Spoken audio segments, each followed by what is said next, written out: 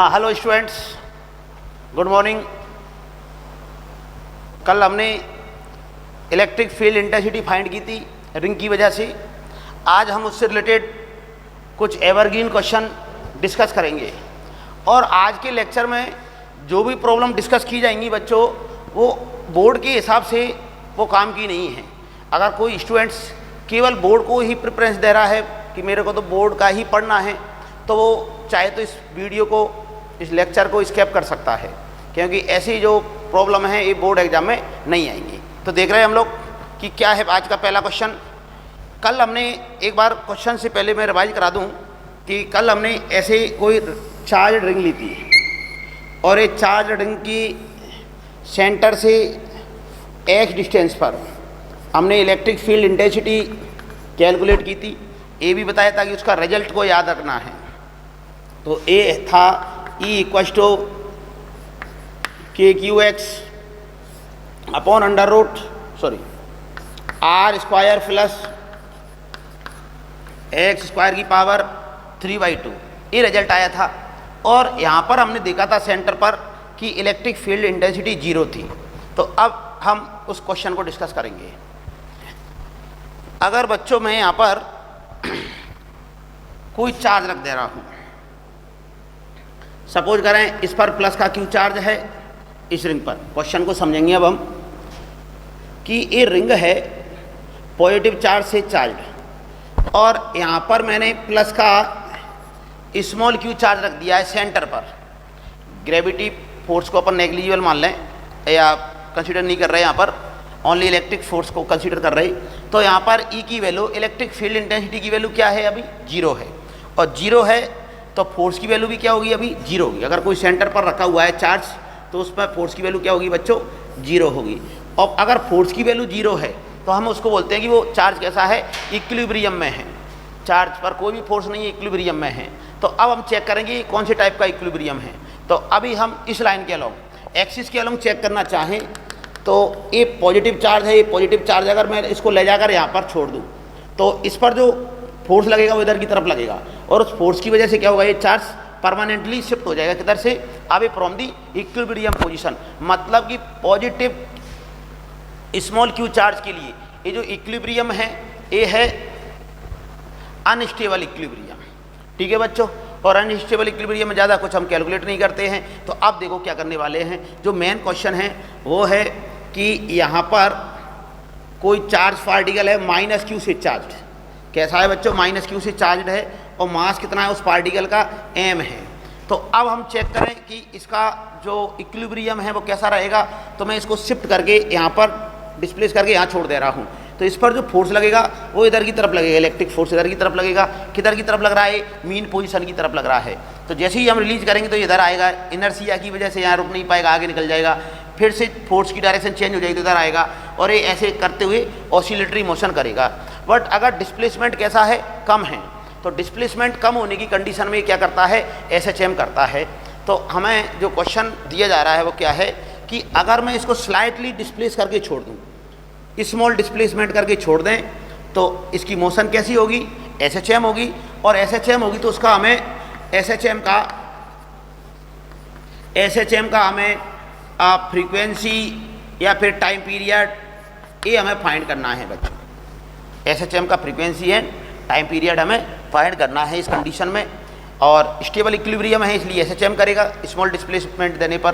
तो बच्चों देखें हम लोग कैसे करेंगे। मैंने तुम्हारे को इससे पहले भी एक क्वेश्चन कराया था इक्विलिब्रियम के केसेज में कि जब भी अपने को SHM का टाइम पीरियड वगैरह फाइंड करना हो तो उसके लिए फोर्स मेथड हम काम में ले रहे हैं। और उसके अंतर्गत मैंने 2-3 स्टेप बताई थी। पहली स्टेप क्या थी बच्चों कि हम उसको x डिस्प्लेस करके किसकी वैल्यू फाइंड करेंगे, फोर्स की वैल्यू फाइंड कर लेंगे। x को हम नेग्लिजिबल मानेंगे, x को सेकंड में क्या अप्रोक्सीमेशन लेंगे, बहुत छोटा मानते हुए हम बात करेंगे कि F कितना आएगा। फिर थर्ड पॉइंट रहेगा कि एक्सीलरेशन फाइंड कर लेंगे। एक्सीलरेशन इक्वल टू होता है F/m।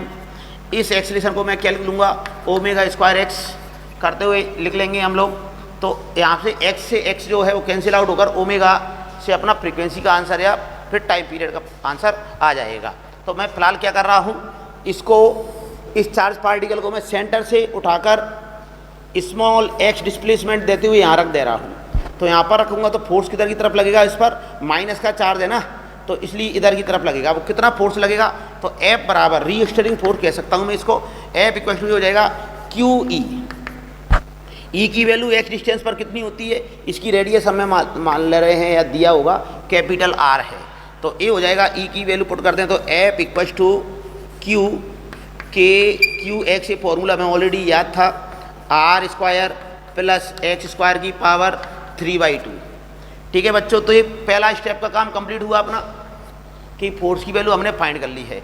अब चूंकि x क्या है, लेस देन कैसा लेंगे हम लोग r, कि x बहुत छोटा है, तो ऐसे कंडीशन में मैं क्या कह सकता हूँ कि R square plus X square, ये ऑलमोस्ट क्या हो जाएगा बच्चों, R स्क्वायर हो जाएगा, और R स्क्वायर की पावर 3/2। जब भी पावर की पावर लगी होती है तो मल्टीप्लाई हो जाएंगी, तो ये कट जाएगा, तो R³ बचेगा ऊपर की तरफ। तो मैं कह सकते हैं हम लोग कि F इक्वल टू कितना आ जाएगा, ये आ जाएगा K capital Q small q x, K capital Q small q x upon R³। तो बच्चों ये हमने अप्रोक्सीमेशन मानते हुए F की वैल्यू फाइंड कर ली, मतलब सेकंड स्टेप को पूरा किया। फिर एक्सेलरेशन निकालेंगे, तो एक्सेलरेशन होता है F upon m equal to ये हो जाएगा K Q small q x upon m R³। Acceleration आ गया है। अब एक्सेलरेशन को मैं क्या लिख दे रहा हूँ, एक्सेलरेशन को लिख दूंगा omega square x equal to K capital Q small q x upon m R³। अब बच्चों यहाँ पर चाहें तो हम इसकी कंपैरिजन करके फोर्स कांस्टेंट निकाल लें, F बराबर kx, ये भी तरीका हो सकता है। F बराबर kx, तो फोर्स कांस्टेंट पता चल जाए तो टाइम पीरियड डायरेक्ट आ जाएगा 2π√m अपॉन k, और k क्या रहेगा, जो x का कोफिशिएंट होता है वो k होता है, तो इससे भी कर सकते हैं हम लोग, या फिर ऐसे कर लें कि x से x तो कैंसिल आउट हो गया, तो ओमेगा इक्वल टू कितना आ गया बच्चों, अंडर रूट आ गया k q small q upon m R³। इसको मैं लिख सकता हूँ 2π/t। तो इसको हम आगे सॉल्व करें तो फाइनल आंसर आ जाएगा, मैं यहाँ लिख दे रहा हूँ फाइनल आंसर को। फाइनल आंसर आ जाएगा t equal to 2π under root m R³ upon k q small q। तो this is the final answer of this question. तो ये हमने देखा बच्चों, एक एवरग्रीन क्वेश्चन है जो जनरली हर बुक में दिया होगा, तुम्हारे को देखने को मिलेगा, तो हमने यहाँ पर देखा। कहने का मतलब ये हुआ इसमें कि ये रिजल्ट हमें याद रखना है, और कुछ जो SHM की प्रिंसिपल या जो मेथड होता है वो अपने को पता होना चाहिए। चलो आफ्टर दैट ये इक्विलिब्रियम की जो चर्चा करी है हम लोगों ने कि इक्विलिब्रियम होता है, स्टेबल इक्विलिब्रियम होता है, तो SHM करता है, अनस्टेबल होता है, किस कंडीशन में एक किस टाइप का इक्विलिब्रियम होता है, ये सारा आपने देख रखा है। तो इसी से रिलेटेड एक क्वेश्चन और कर रहे हैं हम लोग। क्या है वो क्वेश्चन देखेंगे हम लोग कि बच्चों ये कोई चार्ज्ड रिंग है, ये कोई चार्ज रिंग है जो इस प्लेन में रखी हुई है, बोर्ड के परपेंडिकुलर प्लेन में वो रिंग रखी हुई है, और इसके सेंटर से कुछ एक डिस्टेंस पर कोई चार्ज लेता हूँ मैं, प्लस का QE है और ये भी प्लस का Q है, और इसका मास क्या है बच्चों, इसका मास है m, और हमें मान ले रहे हैं कि इसकी वजह से जो इलेक्ट्रिक फील्ड इंटेंसिटी रहेगी, इसकी वजह से जो इलेक्ट्रिक फील्ड इंटेंसिटी रहेगी वो कैसी है बच्चों कि QE मैक्स ये बड़ा है किससे, mg से। तो पहला क्वेश्चन तो यही होता है, क्या इस तरफ इधर की तरफ यहाँ पर ग्रेविटेशनल फोर्स को हम कंसीडर कर रहे, तो इक्विलिब्रियम कंडीशन बन सकती है क्या, और बनेंगी तो कितनी इक्विलिब्रियम कंडीशन रहेंगी। तो देखें बच्चों, क्या ये जो चार्ज है ये पॉजिटिव है, ये पॉजिटिव है, तो क्या इक्विलिब्रियम कंडीशन हो सकती है क्या। तो हम देख रहे कि mg किधर की तरफ लगेगा, mg डाउनवर्ड लगेगा बच्चों, mg डाउनवर्ड, और F बराबर QE ये अपवर्ड डायरेक्शन में लगेगा, और ये अपोजिट डायरेक्शन में है, और चूंकि ये तो ई मैक्स से कमी है तो कहीं ना कहीं हम ये कहेंगे कि ये दोनों फोर्स क्या हो जाएंगे, बैलेंस हो जाएंगे। दोनों फोर्स बैलेंस हो जाएंगे तो हम कहेंगे कि इक्विलिब्रियम कंडीशन बिल्कुल बनेगी। अब एक बार वीडियो को पॉज करके स्टूडेंट ये पता लगाएं हम लोग, तुम खुद सोचो कि कितनी इक्विलिब्रियम कंडीशन बनने वाली है। क्या एक बनेगी, दो बनेंगी, या इससे भी ज़्यादा बन सकती है। डाउनवर्ड तो कोई चांस ही नहीं है कि डाउनवर्ड बन जाए, क्योंकि नीचे की तरफ बात करेंगे हम लोग तो दोनों फोर्स mg और fe का मतलब इलेक्ट्रिक फोर्स दोनों डाउनवर्ड एक डायरेक्शन में जाएंगे, तो ये कहीं इधर इक्विलिब्रियम कंडीशन नहीं बनने वाली, बनेंगी तो ऊपर ही बनेंगी। तो देखें हम लोग कि कितनी कंडीशन बन सकती है, इक्विलिब्रियम कंडीशन कितनी बन सकती है। तो बच्चों एक बार मैं तुम्हारे को बता रहा हूँ इसका आंसर कि कितनी कंडीशन बन सकती हैं। तो इसका आंसर है कि यहाँ पर दो इक्विलिब्रियम कंडीशन बन सकती है।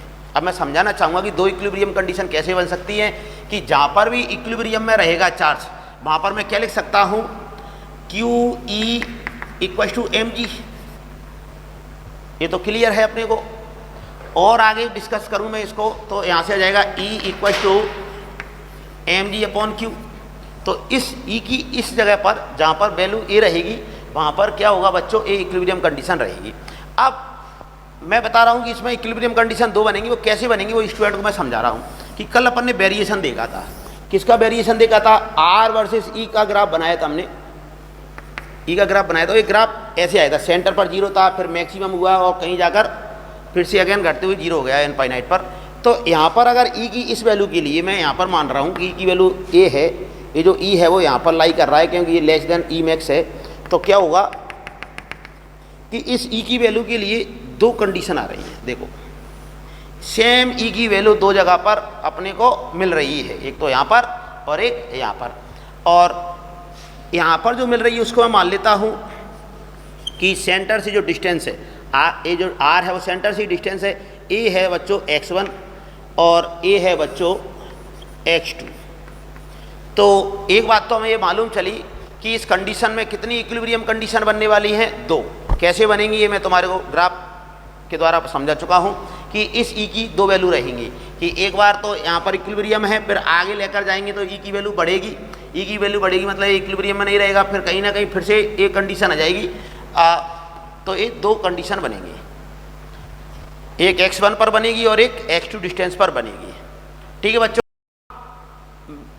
क्वेश्चन ए है इक्विलिब्रियम के लिए अपने को करेक्ट ऑप्शन सेलेक्ट करना है। करेक्ट ऑप्शन क्या रहेगा ये देख रहे हैं हम लोग। पहला ऑप्शन है देखो कि बोथ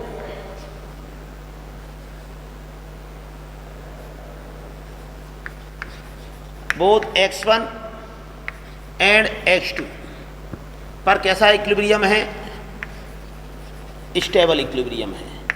स्टेबल इक्विलिब्रियम है पहला क्वेश्चन। तो पहला ऑप्शन ये हो जाएगा कि x1 और x2 पर जो दो कंडीशन बन रही है, सपोज करें x1 तो A है इतनी डिस्टेंस पर, x2 इससे ज़्यादा डिस्टेंस पर है, तो दोनों पर जो टाइप रहेगा, कैसा इक्विलिब्रियम का टाइप रहेगा, वो स्टेबल रहेगा। नेक्स्ट ऑप्शन हो जाएगा कि x1 पर तो है x1 सेम तरीके से x1 x2 पर अनस्टेबल इक्विलिब्रियम है। नेक्स्ट ऑप्शन पर हम डिस्कस कर रहे हैं कि दोनों पर अनस्टेबल इक्विलिब्रियम रहेगा। नेक्स्ट थर्ड पार्ट की बात कर रहे हैं कि x1 पर तो कैसा रहेगा, स्टेबल इक्विलिब्रियम, और x2 डिस्टेंस पर क्या रहेगा बच्चों, अनस्टेबल। इसी प्रकार से थर्ड पॉइंट की बात कर रहे हैं कि x1 पर तो रहेगा अनस्टेबल और x2 पर रहेगा बच्चों स्टेबल। तो बच्चों ये है क्वेश्चन कि कौन सा ऑप्शन इनमें करेक्ट है। तो इसमें आंसर देने के लिए तुम्हारे को मैंने बताया था कि हम कौन से टाइप का इक्विलिब्रियम है, स्टेबल है, अनस्टेबल है या न्यूट्रल है, उसको डिस्प्लेस करके देखते हैं कि वो किधर की तरफ मूव कर रहा है। अगर वो वापस से स्टेबल इक्विलिब्रियम की तरफ आ रहा है तो हम कहेंगे जो इक्विलिब्रियम पोजीशन है उधर की तरफ आ रहा है तो हम कहेंगे कि स्टेबल इक्विलिब्रियम है। अगर दूर की तरफ जा रहा है, मूव कर रहा है, तो कहेंगे अनस्टेबल है। तो देख ले रहे हैं हम लोग कि यहाँ पर A 0 है अगर मैं इसको आगे की तरफ लेकर जाऊं, x1 से और आगे जाएं, हम इधर की तरफ डिस्प्लेस कर दें, तो थोड़ा सोचना इधर कि ये एफ ई जो इलेक्ट्रिक फोर्स है ना वो बच्चों बढ़ जाएगा। अगर मैं यहाँ से इधर की तरफ देखें हम लोग कि यहाँ से अगर मैं इसको मूव करा रहा हूँ इस पहली वाली कंडीशन से, तो ये ऊपर वाला फोर्स बढ़ रहा है, ऊपर वाला फोर्स बढ़ रहा है, क्यू ई की वैल्यू बढ़ रही है, तो क्यू ई की वैल्यू बढ़ेगी, तो जैसे ही हम रिलीज करेंगे थोड़ा सा डिस्प्लेस करके वो यहाँ से परमानेंटली शिफ्ट हो जाएगा, मतलब यहाँ पर लौट कर नहीं आ रहा। ये तो कन्फर्म हो गया कि x1 पर जो इक्विलिब्रियम बनेगा वो कैसा बनेगा, अनस्टेबल बनेगा, अनस्टेबल बनेगा। तो अपने दो ऑप्शन तो ऐसे ही कैंसिल आउट हो जाएंगे।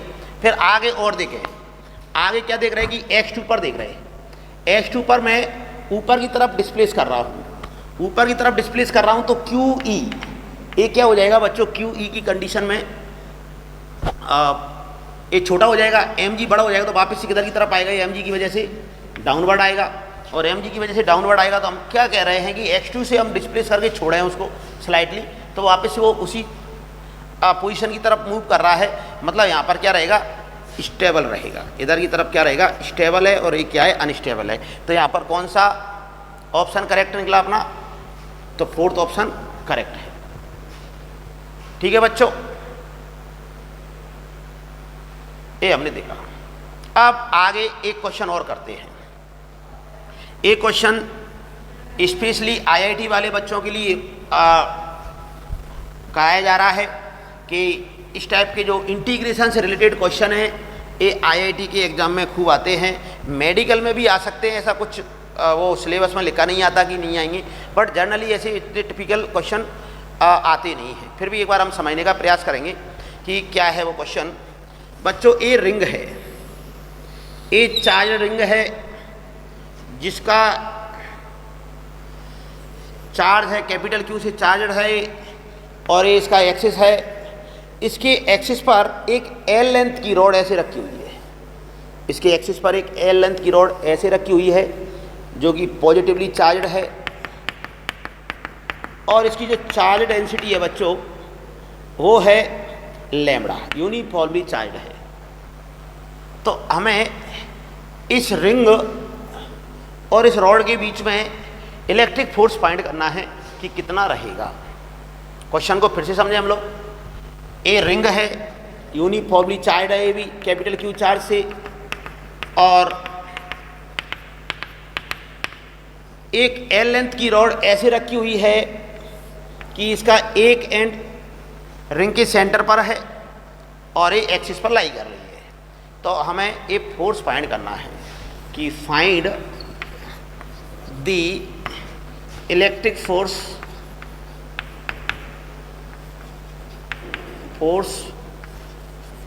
On the rod.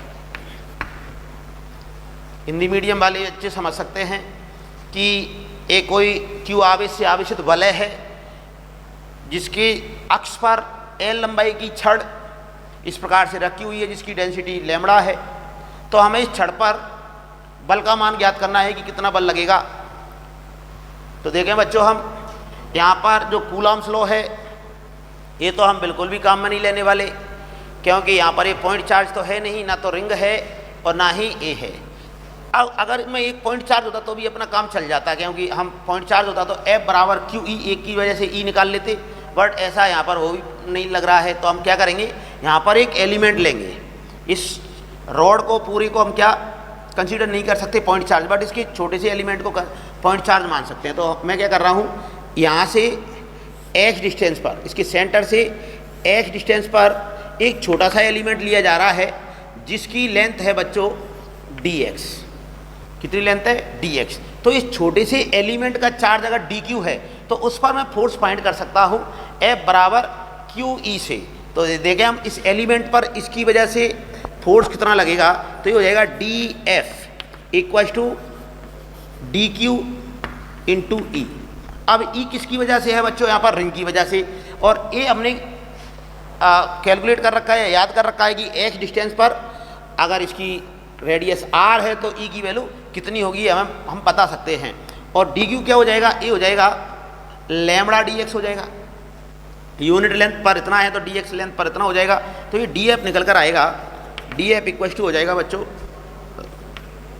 Lambda D X dot K Q X, क्योंकि ये डिस्टेंस कितनी है, एक्स है, upon R square plus X square की पावर 3/2। तो बच्चों ये अपन ने क्या देखा कि ये एलिमेंट की वजह से फोर्स आ गया है। अब मैं क्या कर रहा हूँ कि इसका इंटीग्रेशन करेंगे हम लोग। तो अब देखें इसका इंटीग्रेशन के लिए इंटीग्रेशन कर रहे हैं हम लोग। तो एफ इक्वल टू ए हो जाएगा। इंटीग्रेशन के वक्त स्टूडेंट क्या करेंगे, जो कांस्टेंट है उनको बाहर ले लेते हैं, जिससे थोड़ा शॉर्ट हो जाएगा। के क्यू लैम्बडा ये सब कांस्टेंट रहेगा, तो ये हो जाएगा के क्यू लैम्बडा। के क्यू लैम्बडा ये तो आ गया बाहर, कांस्टेंट थे, और अंदर रह गया X D X upon R square plus X square की पावर 3/2। तो बच्चों ये अपने को इंटीग्रेशन करना है एक्स के रेस्पेक्ट में, और इसकी जो लिमिट है एक्स को कहाँ से कहाँ तक लेकर जाएंगे। तो एलिमेंट यहाँ से स्टार्ट हो रहा है, जीरो से लेकर, सेंटर से लेकर, और एंड जो पॉइंट है उसका रोड का वहाँ तक। तो यहाँ पर लिमिट लगा देंगे हम जीरो से लेकर एल तक। अब देखो बच्चों, ये इस टाइप की इंटीग्रेशन अपने को फिजिक्स में खूब काम आएगा। ये कह सकते हैं कि इस टाइप की फॉर्म का इंटीग्रेशन हमें करना आना चाहिए। और एक्चुअल में देखा जाए तो ये क्वेश्चन को कराने का पर्पज मेरा यही था, जिससे कि मैं तुम्हारे को बता सकूं कि इंटीग्रेशन स्टूडेंट्स को आना चाहिए। तो देखें हम लोग कैसे करेंगे। अगर आता है बहुत अच्छी बात है, नहीं आता है तो इसको हम अच्छी तरह से देख लेंगे, क्योंकि ये इंटीग्रेशन अपने को फिजिक्स में बहुत जगह टच होने वाला है। तो देख रहे हैं हम लोग क्या करते हैं। तो जब बेसिक मैथमेटिक्स पढ़ाई जाती है 11th क्लास में, तब सब्स्टिट्यूशन द्वारा इंटीग्रेशन हम करते हैं। और उसमें होता क्या है कि ज़्यादा फॉर्म नहीं है, एवरग्रीन जो फॉर्म है या क्वेश्चन है उन्हीं में ही उसकी ज़रूरत पड़ती है। फॉर एग्जांपल इस टाइप की फॉर्म में अपने को यहाँ पर एक ज़रूरत पड़ गई, तो ये इस टाइप का इंटीग्रेशन खूब काम आएगा। तो देख रहे हैं हम लोग ऐसी कंडीशन में क्या करेंगे, इसको कुछ और अदर वेरिएबल मान लेंगे कि let consider R square plus X square को मैं टी स्क्वायर मान ले रहा हूँ। और बच्चों ऐसी अगर इलेक्ट्रोस्टैटिक्स में और भी हम कुछ कैलकुलेशन कर रहे हैं, क्वेश्चन कर रहे हैं, तो कहीं ज़रूरत पड़ेगी तो मैं डायरेक्ट लिख दिया करूँगा। इसलिए इसको माइंड में रखना है कि इसका इंटीग्रेशन क्या होता है। ये पहली बार बता रहा हूँ, इसलिए पूरा बता रहे हैं, फिर अपन डायरेक्ट इसका आंसर रख दिया करेंगे। तो ये अपन ने कंसीडर किया। अब इसका मैं डिफ्रेंशिएशन कर रहा हूँ, किसके रेस्पेक्ट में करें उससे कोई असर नहीं पड़ता, जिसके भी रेस्पेक्ट में करने का चाहो कर सकते हैं। तो मैं चाह रहा हूँ कि एक्स के रेस्पेक्ट में कर दिया जाए, या थीटा के रेस्पेक्ट में, वाई के रेस्पेक्ट में, जो चाहो जिसकी भी रेस्पेक्ट में करेंगे वो कट जाएगा। तो ए हो जाएगा जीरो, इसका तो जीरो हो जाएगा क्योंकि कांस्टेंट है। और इसका क्या हो जाएगा बच्चों, ए हो जाएगा 2x पावर आगे 2x, और टी के रेस्पेक्ट में कर रहे हैं, सपोज कर रहे हैं किसके रेस्पेक्ट में कर रहे हैं हम, टी की। तो ये हो जाएगा dx अपॉन dt। टी के रेस्पेक्ट में कर रहे हैं तो क्या हो जाएगा dx upon dt equal to T के रेस्पेक्ट में इसका क्या हो जाएगा 2t। टी के रेस्पेक्ट में 2t रहेगा। इसको मैं उधर भेज दूँ तो ये 2 से 2 तो कट जाएगा, और यहाँ से एक रिजल्ट आ गया कि x dx इक्वल टू क्या हो जाएगा बच्चों, ये हो जाएगा t। अब इसको हम यहाँ पर पुट कर देते हैं, इस चीज़ को मैं यहाँ पर पुट कर दूँ, इसको मैं यहाँ पर पुट कर दूँ, t पुट कर दें, इसको हम सॉरी यहाँ पर dt रह गया, ये dt अपन ने इधर की तरफ भेजा था तो यहाँ पर dt। तो ये वैल्यू मैं पुट कर दे रहा हूँ। तो ये क्या हो जाएगा f इक्वल टू के कैपिटल Q लैम्बडा, और x dx की जगह हो जाएगा t dt और t स्क्वायर की पावर 3/2। तो ये हो जाएगा t का क्यूब। ठीक है बच्चों, ये हमने सब्स्टिट्यूट किया। अब इसमें देखेंगे कि लिमिट भी चेंज हो जाती है। लिमिट चेंज कैसे होती है वो देख लेंगे कि लोअर लिमिट कितनी थी 0। तो बच्चों यहाँ पर हम 0 पुट कर रहे हैं, x की जगह 0 पुट करें तो क्या जाएगा, यहाँ पर जाएगा t बराबर 0। लोअर लिमिट के लिए बात करें तो यहाँ पर x की जगह 0 पुट करेंगे, तो यहाँ से सॉल्व करने पर t बराबर कितना आ जाएगा, r आ जाएगा। तो मतलब ये लोअर लिमिट कितनी हो जाएगी, अब r हो जाएगी, नई वाली लिमिट क्या हो जाएगी r। नेक्स्ट में क्या बात कर रहे हैं हम लोग, अपर लिमिट कितनी थी l, तो इसमें l पुट करके तो ये आ जाएगा अपर लिमिट t स्क्वायर बराबर r स्क्वायर प्लस ऐसा हो जाएगा। तो t की वैल्यू हो जाएगी under root r square plus l square. ठीक है बच्चों, इससे ये कट गया, कितना हो गया ये t स्क्वायर हो जाएगा।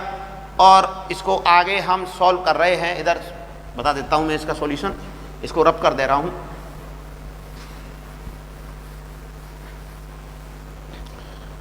तो f इक्वल टू हो जाएगा यहाँ पर के क्यू लैम्बडा और 1/t स्क्वायर 1/t² का ऊपर लेकर जाएंगे तो t की पावर 2 बनेगी, तो ये हो जाएगा माइनस का 1/t। और लोअर लिमिट है r, अपर लिमिट है √r² प्लस l²। और आगे चर्चा करें बच्चों हम, तो लिमिट की वैल्यू पुट कर दें तो k∞, और चूंकि ये माइनस है तो मैं अपर लिमिट को पहले पुट नहीं करके लोअर लिमिट को पुट कर दे रहे हैं, या भाई माइनस होता है तो ये लिमिट क्या होती है, चेंज हो जाएंगी। मैं कह रहा हूँ कि 1/r, लोअर लिमिट को पहले पुट कर दिए माइनस अपर लिमिट, ये हो जाएगा √r² प्लस l²। तो बच्चों ये हमने उस रोड पर इलेक्ट्रिक फोर्स का वैल्यू फाइंड की। और अगर रिंग पर पूछा जाए रोड की वजह से, तब भी एक्शन रिएक्शन पेयर बनते हैं, तो ये भी उतना ही रहेगा। तो ये बहुत अच्छा क्वेश्चन था। और इसमें अपने को जो मेन ध्यान देने वाली बात है वो यही है कि इस टाइप की इंटीग्रेशन का रिजल्ट अपने को याद रखना है कि कैसे सॉल्व करते हैं। और फिर हम माइनस का 1/t डायरेक्ट भी रख सकते हैं। अगर अपने को अच्छी खासी प्रैक्टिस है तो इन स्टेप्स को स्किप करते हुए, छोड़ते हुए डायरेक्ट अपने को समझ में आ जाएगा। देखते कि ये वो वाली टर्म फॉर्म बन रही है तो अपन डायरेक्ट भी इसको सॉल्व कर सकते हैं। तो ये था नेक्स्ट क्वेश्चन। अब बात कर रहे हैं हम लोग इलेक्ट्रिक फील्ड इंटेंसिटी फाइंड कर रहे थे हम लोग इतने रिंग की वजह से। अब देखेंगे हम लोग कोई डिस्क दे रखी हो तो इंटेंसिटी कैसे फाइंड करेंगे। ये डिस्क से रिलेटेड मैं एक क्वेश्चन करा दे रहा हूँ, और चाहे तो उसको फिर हम एक एज ए स्टैंडर्ड फॉर्मूला भी याद कर सकते हैं। तो बच्चों, ए यूनिफॉर्मली चार्ज्ड r रेडियस की रिंग है, यूनिफॉर्मली चार्ज्ड r रेडियस की डिस्क है, चकती डिस्क, जिसकी सरफेस चार्ज डेंसिटी सिग्मा है, और इसके एक्सिस पर यहाँ से इस डिस्टेंस को मैं x मान ले रहा हूँ। तो यहाँ पर हमें इंटेंसिटी फाइंड करनी है कि इस डिस्क की वजह से, यूनिफॉर्मली चार्ज डिस्क की वजह से इसके सेंटर O से x डिस्टेंस पर इंटेंसिटी क्या होगी। फिर हम इसमें जो भी रिजल्ट आएगा उसमें और अलग अलग केसेज भी लेंगे कि सेंटर पर क्या होगी, या बहुत ज़्यादा दूर ले लें तो क्या होगी, वो सारा का सारा अपन देखेंगे इसमें। तो बच्चों, यहाँ पर फिर से अगेन क्या करना पड़ेगा, अपने को इंटीग्रेशन की हेल्प लेनी पड़ेगी, क्योंकि ये पॉइंट चार्ज तो है नहीं। तो यहाँ पर अपने को एक एलिमेंट कंसीडर करना पड़ेगा। और एलिमेंट के लिए स्टूडेंट को मैं बता दूं कि एलिमेंट लेने का तरीका क्या है, फिक्सा रहता है। कल भी मैंने बताया था तुम्हारे को कि जिसकी अच्छी खासी प्रैक्टिस है उसको पता चल जाता है कि इसमें मेरे को कौन सा एलिमेंट लेना है। तो जब भी अपने को एलिमेंट लेने की जरूरत पड़ती है, किसमें, डिस्क वाले केसेज में, तो हम क्या करते हैं, इसमें स्मॉल r रेडियस की रिंग मान लेते हैं, जिसकी थिकनेस कितनी मान लेंगे, dr मान लेंगे। जैसे कि मैं तुम्हारे को मोटे मोटे तौर पर बता दूं, अगर कोई अपने को एलिमेंट लेना है किसमें, रॉड में, तो अपन x लेंथ पर dx लेंथ का एलिमेंट लेते हैं। रिंग में बात करें तो रिंग में भी थीटा पर d थीटा वाला एलिमेंट काम में लेते हैं। और यहाँ पर डिस्क वाले केसेज में क्या करेंगे हम लोग, डिस्क वाले केसेज में स्मॉल r रेडियस की रिंग मान लेंगे। तो देखें हम लोग इसका सॉल्यूशन क्या होगा कि मैं यहाँ पर एक एलिमेंट काम में लेता हूँ। एलिमेंट क्या है बच्चों, एक स्मॉल रिंग है। यहाँ पर डिस्क के अंदर मैंने रिंग मानी है कितने रेडियस की, स्मॉल r रेडियस की। और स्मॉल r रेडियस की रिंग है जिसकी थिकनेस मैं मान ले रहा हूँ dr है। इसकी थिकनेस कितनी हो जाएगी बच्चों, इस एलिमेंट की dr है। तो इसका अपने को क्या पता चल जाए, अगर चार्ज पता चल जाए तो ये रिंग के कारण x डिस्टेंस पर, एक्सियल पॉइंट पर इंटेंसिटी अपने को ऑलरेडी पता है, तो इसका चार्ज अपन मालूम चल जाए। सपोज करें इसका चार्ज dq है, तो dq को अपन कैसे कैलकुलेट करेंगे।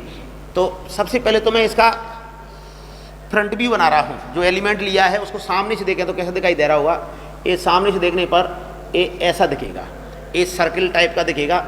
ये r रेडियस की रिंग थी और इसकी जो थिकनेस है वो है dr। तो इसका एरिया अपन पता कर लेते हैं कि एरिया क्या होगा। तो बच्चों, एरिया पता करने के लिए, इस एलिमेंट के एरिया पता करने के लिए मैं इसमें कट लगा देता हूँ।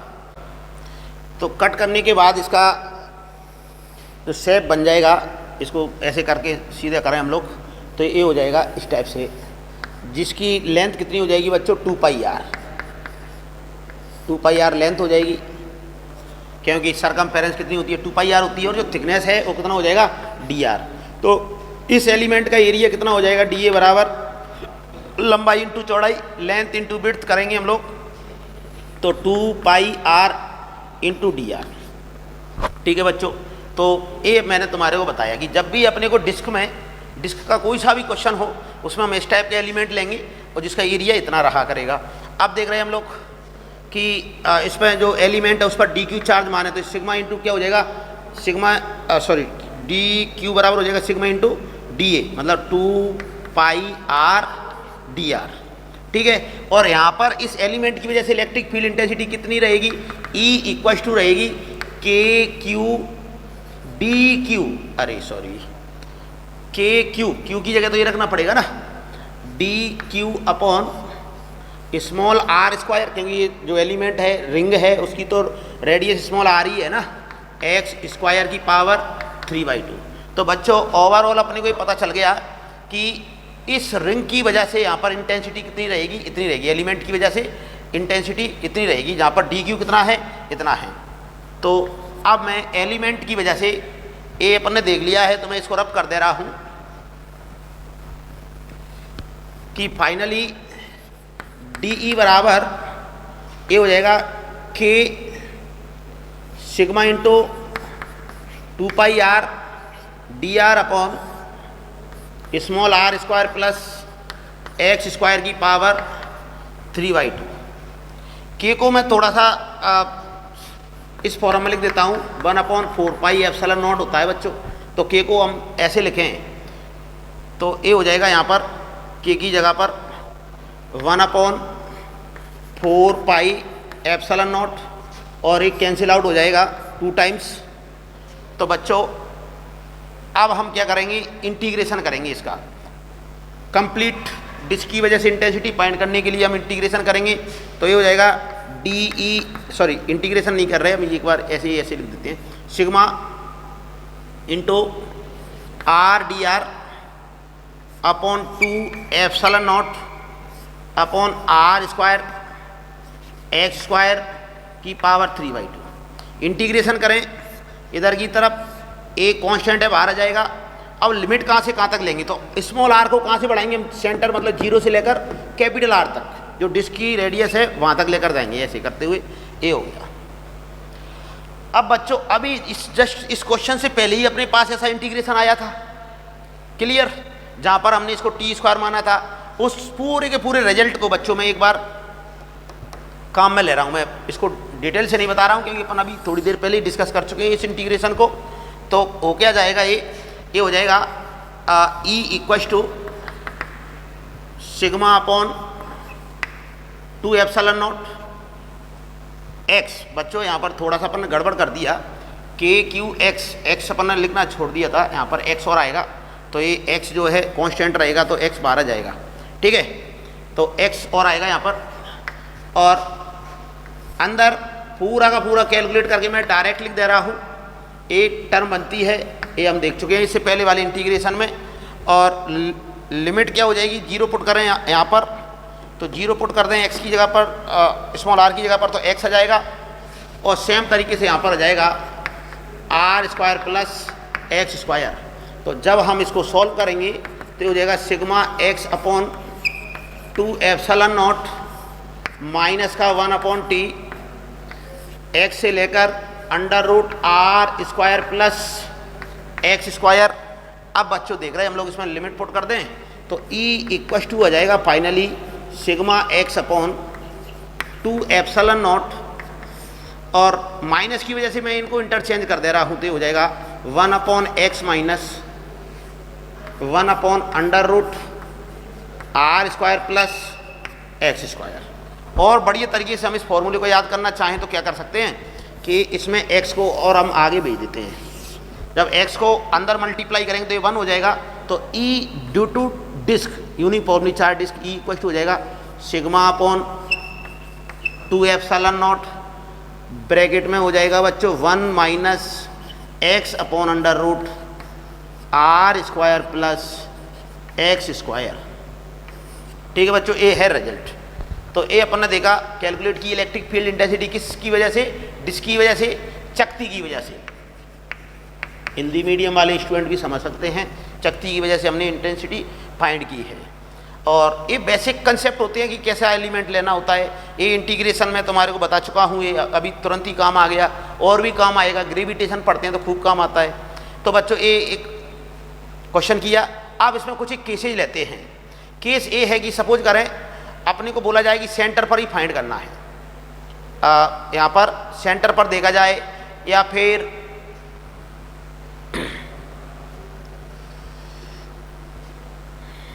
एक्स की कंडीशन लें, छोटा है बड़ा है किस टाइप से रहेगा, वो सारी की सारी बातें हम देखेंगे यहाँ पर। तो यहाँ पर एक कंडीशन ले रहा हूँ मैं कि एक्स कैसा है बच्चों, बहुत बहुत बड़ा है, या आर बहुत ही पास में लेते हैं। एक बार ऐसा करते हैं, इसकी जो केस है उसमें एक्स को मैं बहुत छोटा मान ले रहा हूँ, किसकी कंपेरिजन में, आर की कंपेरिजन में। या फिर इनफाइनाइट साइज की कोई क्या मान ले रहे हैं, डिस्क मान लेते हैं। बहुत बड़ी है, उसकी रेडियस कितनी है, बहुत बड़ी है। तो बहुत बड़ी कंडीशन होने के केसेज में क्या कहेंगे हम लोग कि रेडियस बहुत बड़ी होने की वजह से क्या कहेंगे कि ये पूरा की पूरी टर्म क्या हो जाएगी, जीरो हो जाएगी। क्योंकि बहुत बड़ी के डिवाइड करेंगे ना तो एक लगभग जीरो आएगी। तो ऐसी कंडीशन में क्या हो जाएगी, ये हो जाएगा सिग्मा ई बराबर सिग्मा अपॉन 2 एप्सिलॉन नॉट। ये हम देख रहे हैं बच्चों। ठीक है स्टूडेंट, या हम कहें कि इनफाइनाइट रेडियस की कोई डिस्क है, बहुत बड़ी डिस्क है, तो इंटेंसिटी को अपने को याद रखना है, इतना रहेगा। अब मैं पहले इस मतलब समझा दूं तुम्हारे को कि इनफाइनाइट का मतलब क्या होता है। तो बच्चों इनफाइनाइट का मतलब होता है जिसके एंड पॉइंट दिखाई ना दे रहे हों। अब एंड पॉइंट दिखाई नहीं दे रहे हैं, कंडीशन अपन उसको डिस्क का हो, प्लेट का हो, शीट का हो, कुछ भी का हो, एंड पॉइंट से ही तो पता चलेगा ना कि एंड पॉइंट सर्कुलर शेप के हैं तो कि ये डिस्क है, और इस टाइप से रेक्टेंगल है तो ये प्लेट है, तभी तो पता चलेगा। जब इनफाइनाइट की बात कर रहे हैं हम लोग तो उसके एंड पॉइंट तो दिखाई नहीं देंगे, और एंड पॉइंट दिखाई नहीं देंगे इन दैट कंडीशन, डिस्क का हो उसको या प्लेट का हो, बात तो बराबर है ना। जैसे फॉर एग्जांपल में बोर्ड है, इस बोर्ड को बिल्कुल पास से देखो तो उसके एंड पॉइंट दिखाई नहीं देंगे, और जब दिखाई नहीं देंगे तो डिस्क है या प्लेट है कैसे पता चलेगा, नहीं चलेगा ना। तो इस प्रकार से ए डिस्क हो या प्लेट हो, इनफाइनाइट प्लेट हो जिस पर चार्ज एक ही तरफ हो, शीट हो, तो इन सब की वजह से बच्चों ए इलेक्ट्रिक फील्ड इंटेंसिटी रहेगी एक तरफ की चार्ज की वजह से, वो इतनी रहेगी, अपने को याद रखना है।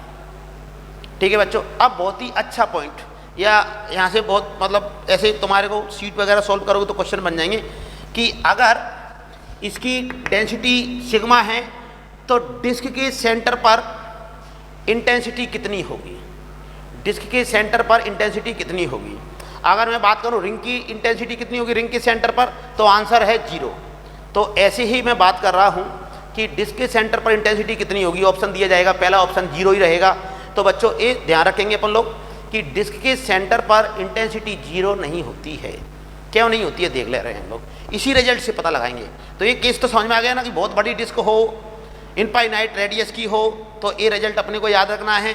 और इनफाइनाइट रेडियस की डिस्क है, इनफाइनाइट रेडियस की डिस्क है या प्लेट है या शीट है, सब की वजह से चार्ज क्या रहेगा, ये रहेगा, सॉरी इंटेंसिटी का रिजल्ट क्या रहेगा, सिग्मा अपॉन 2 एप्सिलॉन नॉट रहेगा।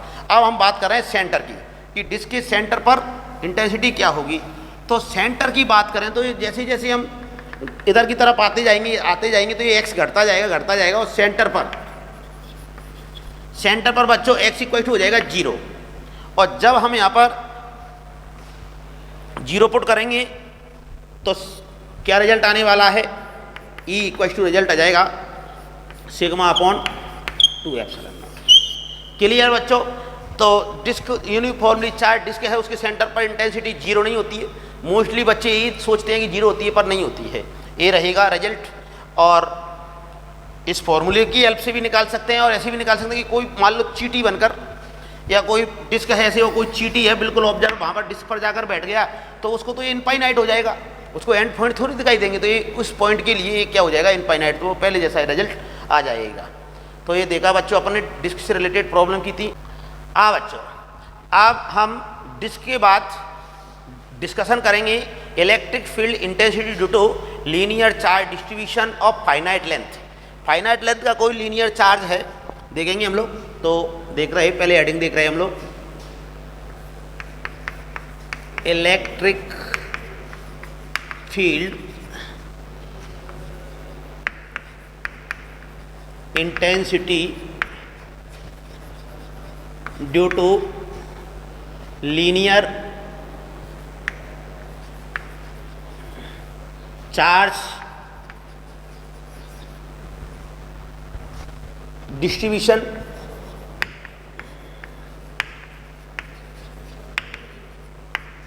ऑफ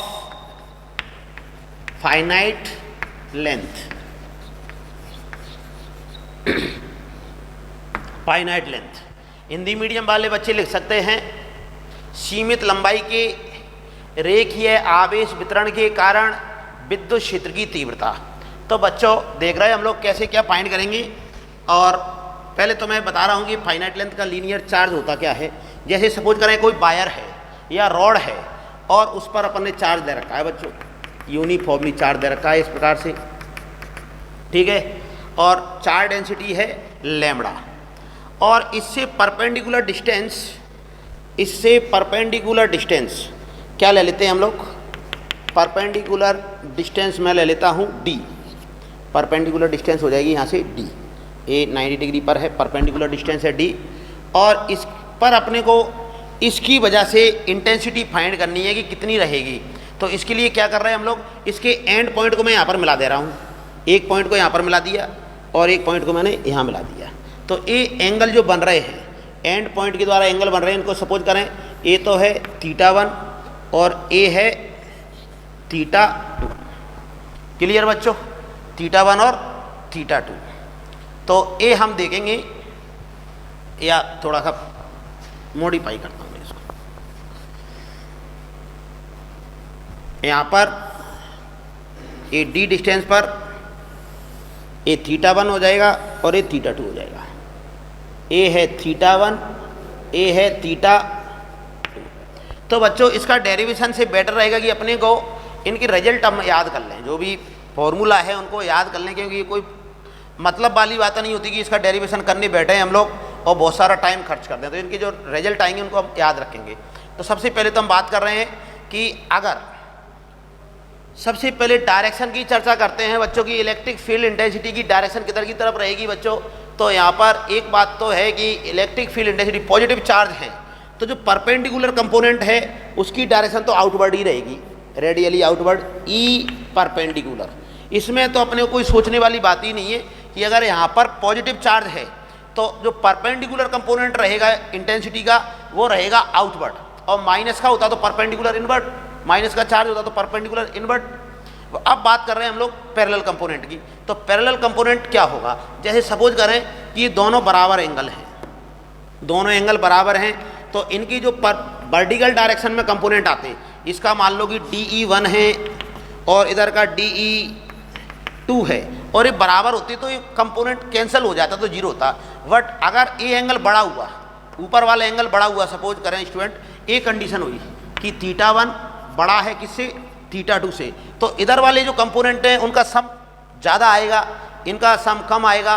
तो होगा क्या एक्चुअल में, ऐसी कंडीशन में जो इंटेंसिटी रहेगी वो रहेगी किधर की तरफ, इधर की तरफ। इसको मैं बोल रहा हूँ ई पैरेलल। तो सबसे पहले तो मैंने डायरेक्शन के बारे में बताया तुम्हारे को कि डायरेक्शन हम कैसे डिसाइड करेंगे। अगर ए एंगल बड़ा है तो इधर वाली अपोजिट इधर की तरफ का कंपोनेंट रिजल्टेंट इधर आएगा। अगर ए बड़ा होता, समझो अगर ए एंगल बड़ा होता और ए एंगल छोटा होता तो अपन इसको पैरेलल वाले कंपोनेंट को इधर की तरफ बनाते। तो बच्चों डायरेक्शन के लिए क्लियर है सभी को कि पॉजिटिव चार्ज है तो परपेंडिकुलर कंपोनेंट आउटवर्ड, कोई सोचने की जरूरत ही नहीं है। θ1 θ2 कोई भी छोटा बड़ा हो पर परपेंडिकुलर कंपोनेंट तो यही आएगा। पैरेलल कंपोनेंट के लिए थोड़ा सोचना पड़ेगा अपने को कि अगर θ1 बड़ा है θ2 से तो डाउनवर्ड, अगर ए थीटा 2 बड़ा होता तो फिर अब मैं इसको इधर की तरफ न बनाकर इधर की तरफ बनाता। क्लियर हो गया। और रिजल्टेंट की वैल्यू फाइंड करें। सपोज करें मैं यही कंसीडर कर रहा हूँ कि थीटा 1 बड़ा है थीटा 2 से, तो एक जो इंटेंसिटी आएगी वो ऐसे आएगी, देख सकते हैं हम लोग। और इनका जो रिजल्टेंट आएगा कहीं ना कहीं इधर की तरफ आ जाएगा, ई रिजल्टेंट आ जाएगा। कितना आ जाएगा? अंडर रूट ई परपेंडिकुलर का स्क्वायर प्लस ई पैरेलल का स्क्वायर। तो ऐसे हम रिजल्टेंट फाइंड कर लेंगे। अब देख रहे हैं हम लोग कि ये लैम्बडा है, थीटा 1 थीटा 2 है, तो रिजल्ट हमें याद रखने हैं कि ई परपेंडिकुलर कितना होता है। ये देख रहे हैं हम लोग, ई परपेंडिकुलर कंपोनेंट होता है कि लैम्बडा अपॉन परपेंडिकुलर डिस्टेंस कितनी है बच्चों? डी।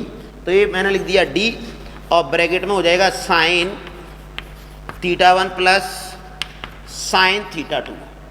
क्लियर बच्चों। ए परपेंडिकुलर कंपोनेंट का फॉर्मूला ए रहेगा। और पैरेलल कंपोनेंट की बात करें हम लोग कि पैरेलल कंपोनेंट कितना रहेगा, तो ए हो जाएगा K lambda small D perpendicular distance और cos theta 2 minus cos theta 1। Clear बच्चों। और यहाँ पर जो बड़ा एंगल है उसको हम थीटा 1 मानेंगे। जब भी ऐसी कंडीशन आएंगी और भी कैसे देखेंगे हम लोग, तो बड़े वाले एंगल को थीटा 1 मान लेंगे। तो ए हमने देखा। ए फॉर्मूले हमें याद रखने हैं। रिजल्टेंट कैसे आ जाएगा? अंडर रूट ई परपेंडिकुलर का स्क्वायर प्लस ई पैरेलल का स्क्वायर। तो ये फॉर्मूला हमें याद रखना है। क्लियर बच्चों। अब सेटिस्फिकेशन के लिए मैं इसका डेरिवेशन करा दे रहा हूँ। उस डेरिवेशन को स्टूडेंट को लगता है कि यार मेरे को देखना चाहिए तो देख सकता है, वरना इस वीडियो को फॉरवर्ड करके हम काम की बात पर आ जाएंगे। तो मैं एक बार इसका डेरिवेशन करा रहा हूँ। फाइनली अपने को यही याद रखना है। मैं एक बार फिर से रिपीट कर दे रहा हूँ, ये रिजल्ट ही हमें याद रखने हैं। ए वाला रिजल्ट और ए वाले रिजल्ट हमें याद रखने हैं। ठीक है। डेरिवेशन इतना कोई इंपॉर्टेंट नहीं है, और ये मैं पहले ही बता चुका हूँ कि कोई बोर्ड का एग्जाम देगा उसके लिए भी ये आउट ऑफ सिलेबस वाली बातें हैं। ये ना तो एनसीईआरटी में दे रखे हैं डेरिवेशन, ना कोई स्टेट बोर्ड के एग्जाम में दे रखे हैं सिलेबस में। ठीक है। देख रहे हैं हम लोग यहाँ पर डेरिवेशन के लिए बच्चों क्या कर रहा हूँ मैं कि जो चार्ज डिस्ट्रीब्यूशन हमने लिया है,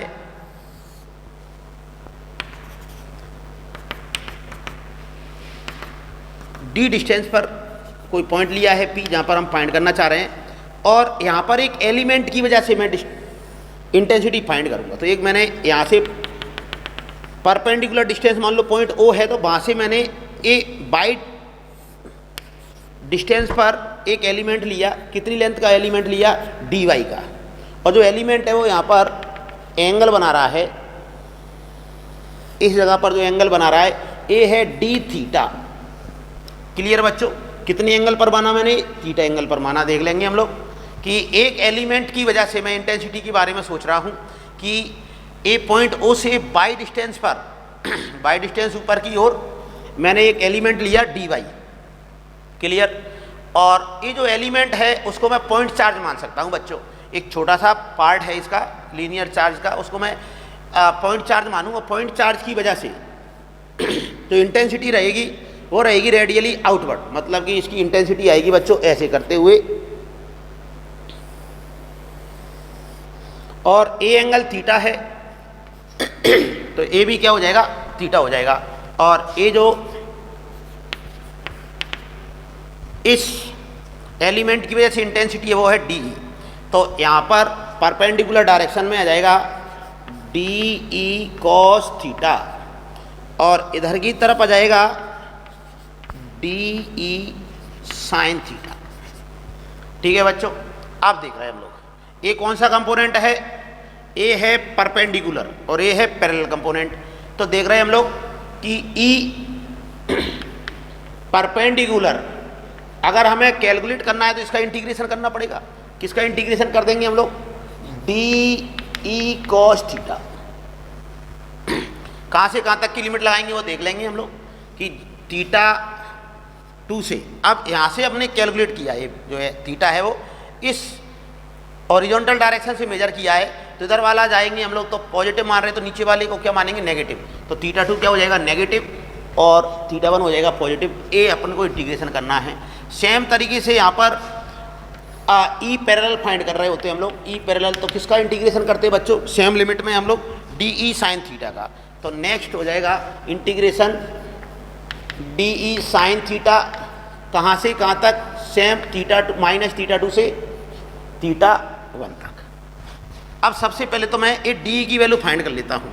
तो यहाँ पर हम बात करें डी ई की वैल्यू फाइंड करने के लिए के क्यू अपॉन आर स्क्वायर, इसकी ए क्या मान ले रहा हूँ मैं, यहाँ से यहाँ तक की लेंथ है आर स्क्वायर, चाहे तो अपन पाइथागोरस थ्योरम से ऐसे भी निकाल सकते थे आर की वैल्यू क्या होगी। तो यहाँ पर और इस पर जो चार्ज रहेगा, एलिमेंट पर जो चार्ज रहेगा वो कितना रहेगा बच्चों, लैम्बडा, क्योंकि इसका लीनियर चार्ज डेंसिटी लैम्बडा है, तो लैम्बडा डी वाई। तो K Q upon R square, K Q Q बोले तो D Q upon R square. ठीक है बच्चों, लैम्बडा चार्ज की वैल्यू पुट कर दूं मैं, लैम्बडा डी वाई हो जाएगा। तो ये डी ई आ गया K lambda D Y upon R square. अब बच्चों यहाँ पर हम चर्चा कर रहे हैं, दो वेरिएबल आ रहे हैं।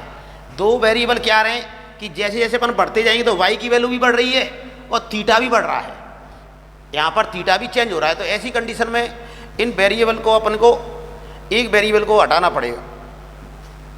तो क्या किया जा रहा है कि इस ट्राइंगल में, ये जो अपने को ट्राइंगल नजर आ रहा है राइट ट्राइंगल, इसमें कॉस थीटा निकाल रहे हैं हम लोग। कॉस थीटा बराबर क्या हो जाएगा बच्चों, बेस अपॉन हाइपोटेनस। ये तो परपेंडिकुलर होगा तो बेस एक्स हो जाएगा, एक्स अपॉन हाइपोटेनस हो गया आर। ठीक है, तो आर बराबर आ जाएगा यहाँ से, आर इक्वल टू रिजल्ट निकल कर आएगा यहाँ से स्मॉल आर बराबर आ जाएगा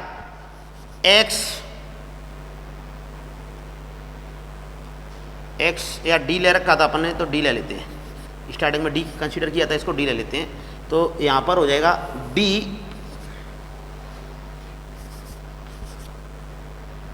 D sec theta 1 upon cos theta क्या हो जाएगा, सेक थीटा। तो ए आर की वैल्यू आ गई है, इसमें एक टेन का और अपन निकालते हैं, टेन की वैल्यू भी निकालते हैं। टेन थीटा क्या हो जाएगा स्टूडेंट, परपेंडिकुलर अपॉन बेस, ए इस प्रकार से, और यहाँ से y इक्वल टू क्या जाएगा, डी टेन थीटा। अब इसका मैं डिफ्रेंशिएशन कर दूँ किसी भी वेरिएबल के रेस्पेक्ट में, तो हो जाएगा D Y equal to, suppose करें थीटा के रेस्पेक्ट में कर दे रहा हूँ मैं, तो डी वाई डी थीटा बराबर क्या हो जाएगा, डी सेक स्क्वायर थीटा, और इधर जो डी थीटा आएगा उसको मैं इधर भी दे रहा हूँ, तो ये हो जाएगा डी थीटा। तो ये वैल्यू को मैं यहाँ पर पुट कर दूँ, डी वाई की जगह आर की वैल्यू पुट कर, डी वाई की जगह ये रख दें, D sec square theta, R की जगह वैल्यू पुट कर दें, तो ये रिजल्ट आएगा D E equal to K lambda D sec square theta D theta upon R. R क्या है बच्चों, डी सेक थीटा, स्क्वायर करके लिख दें तो ये हो जाएगा D square sec square theta. तो सेक स्क्वायर थीटा से पूरा कैंसिल आउट हो जाएगा, डी से इसकी पावर कैंसिल आउट हो जाएगी। तो ये डी ई जो आएगा finally, D E equal to हो जाएगा K lambda upon small D और डी थीटा। ठीक है बच्चों, आप देख रहे हैं हम लोग कौन सा, परपेंडिकुलर कंपोनेंट। परपेंडिकुलर कंपोनेंट में कैलकुलेट करने के लिए क्या कर रहे हैं हम लोग, इसकी वैल्यू यहाँ पर पुट कर देंगे, तो पूरा का पूरा क्या जाएगा, बाहर आ जाएगा कांस्टेंट होने की वजह से। तो ई परपेंडिकुलर बराबर हो जाएगा के लैम्बडा स्मॉल डी, और अंदर रह जाएगा cos theta D theta, cos theta 1 को कॉस कहाँ से कहाँ तक की लिमिट लगी, माइनस का थीटा 2 से लेकर प्लस का थीटा 1 से। स्टूडेंट कॉस थीटा का इंटीग्रेशन होता है साइन थीटा, कॉस थीटा का इंटीग्रेशन क्या होता है, प्लस का साइन थीटा। तो ये यहाँ पर पुट करते हैं हम लोग, तो क्या हो जाएगा, ये हो जाएगा ई perpendicular equal to K lambda D, limit वगैरह पुट कर दें तो ये हो जाएगा साइन, इसका जो इंटीग्रेशन आएगा वो क्या आएगा, साइन थीटा। तो sine theta 1 upper limit minus, और माइनस की lower limit minus cos theta आएगा तो ये प्लस हो जाएगा बच्चों, साइन थीटा बाई 2। तो ये जो रिजल्ट अपन ने याद करने के लिए बोला गया था, ये ड्राइव करके भी फाइंड किया हम लोगों ने। इसी प्रकार से सेम तरीके से डी की वैल्यू यहाँ पर पुट करते हैं हम लोग, तो डी की वैल्यू यहाँ पर पुट करें तो देखो क्या हो जाएगा, ये ई पैरेलल बराबर के lambda small D integration theta minus theta 2 से थीटा 1 तक और साइन थीटा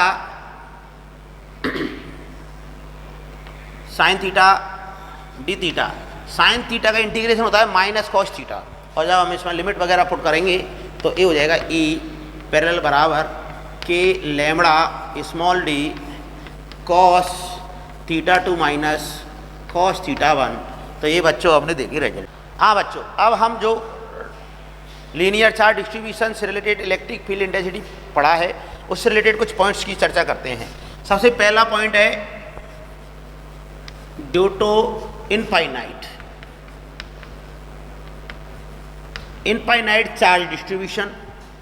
इनफाइनाइट की बात करें बच्चों तो अपन ने जो अभी अभी देखा था, इसका जो फॉर्म था वो ऐसी थी कि इसके जो एंड पॉइंट हैं वो इस प्रकार से थे।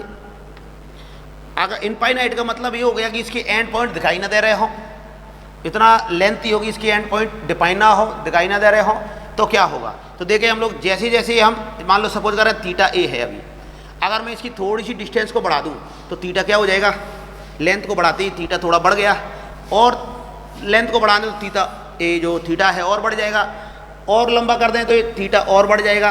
तो ऐसे करते हुए अपन ये इमेजिन कर सकते हैं कि बहुत लेंथी है ये, तो ये क्या हो जाएगा इनफाइनाइट के लिए थीटा बराबर 90 डिग्री और थीटा 2 बराबर 90 डिग्री। तो बच्चों ऐसी कंडीशन में हम क्या देखेंगे कि जो चार्ज डिस्ट्रीब्यूशन है इस प्रकार से इनफाइनाइट लेंथ का है, दोनों साइड से दोनों एंड इसके दिखाई नहीं दे रहे हैं, तो क्या देख रहे हैं हम लोग कि इसकी वजह से इंटेंसिटी किधर रहेगी, तो इधर का परपेंडिकुलर कंपोनेंट में ज़्यादा दिमाग लगाने की जरूरत नहीं है, प्लस का चार्ज है तो रेड आउटवर्ड, तो ये हो जाएगा ई perpendicular equal to K lambda small D, ये डिस्टेंस स्मॉल डी है, और sine theta 1 90 degree, theta 1 90 degree हो जाएगा, प्लस यहाँ पर भी 90 डिग्री हो जाएगा बच्चों। तो ये क्या हो जाएगा, फाइनल रिजल्ट आ जाएगा 2 K lambda upon small D. अगर मैं इसको स्मॉल आर लिखता तो ये 2 K lambda upon small are भी आ जाता है ये रिजल्ट। तो ये अपन ने देखा इस टाइप से। और पैरेलल की बात करें तो ये यहाँ पर कैंसिल आउट हो जाएगा, वैसा भी cos 90 क्या होता है, 0 होता है। तो ये केवल जो रिजल्टेंट इंटेंसिटी आएगी वो परपेंडिकुलर डायरेक्शन में ही आएगी। तो ये केस कंप्लीट हुआ। अब हम चर्चा करते हैं due to semi infinite. Semi infinite charge wire के कारण देख रहे हैं हम लोग, ड्यू टू सेमी इनफाइनाइट बच्चों, semi infinite due to semi infinite length का कोई वायर है उससे देख रहे हैं। अब देखें हम लोग सेमी इनफाइनाइट के लिए क्या चर्चा करेंगे। सपोज करें कि ए इस प्रकार से है, इधर की तरफ तो ये इनफाइनाइट का है और इधर से ए एंड फिक्स है, और लैम्बडा इसका डेंसिटी है, और इसके एंड के आगे कितनी डिस्टेंस पर, सेम वही डिस्टेंस ले रहे हैं हम लोग, डी डिस्टेंस पर कोई पॉइंट है। तो यहाँ पर हमें इस सेमी इनफाइनाइट वायर की वजह से इंटेंसिटी फाइंड करनी है बच्चों। तो इंटेंसिटी फाइंड करेंगे तो देखें हम लोग इसकी डायरेक्शन। सबसे पहले तो डायरेक्शन की चर्चा करें कि डायरेक्शन किधर की तरफ रहेगी। तो डायरेक्शन किधर की तरफ रहेगी, तो बच्चों परपेंडिकुलर में तो दिमाग लगाने की जरूरत ही नहीं है, इस प्रकार से हो जाएगा, ठीक है।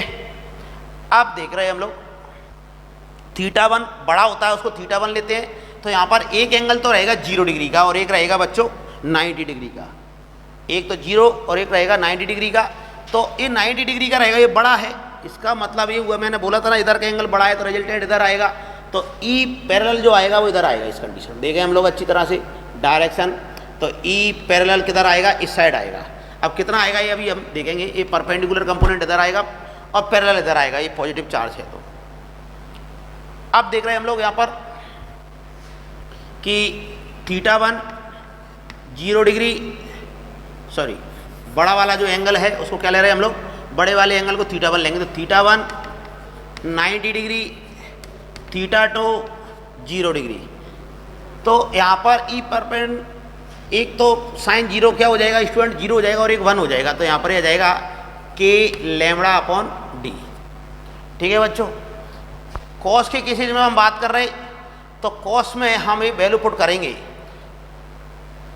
तो ये कितना आ जाएगा, ए बी आ जाएगा K lambda upon small D. Clear हो गया। अब इनका रिजल्टेंट निकालें तो कितना आ जाएगा, ए अपन ने बहुत पहले बात की थी कि जब भी दो वेक्टर सेम मैग्नीट्यूड के 90 डिग्री पर होते हैं तो रिजल्टेंट किधर आता है, बीचों बीच। बीचों बीच का मतलब ये हो गया कि बीचों बीच का मतलब हो जाएगा कि 45 डिग्री का हो गया, ये 45 पर हो जाएगा और कितना आ जाएगा, ये √2 टाइम्स हो जाएगा, √2 के लैम्बडा अपॉन डी। ठीक है बच्चों, ये अपन ने देखा इस टाइप से रिजल्ट आएगा। हाँ, ये माइनस का होता तो एक कंपोनेंट की डायरेक्शन वगैरह चेंज हो जाती, इतना तो अंडरस्टूड है।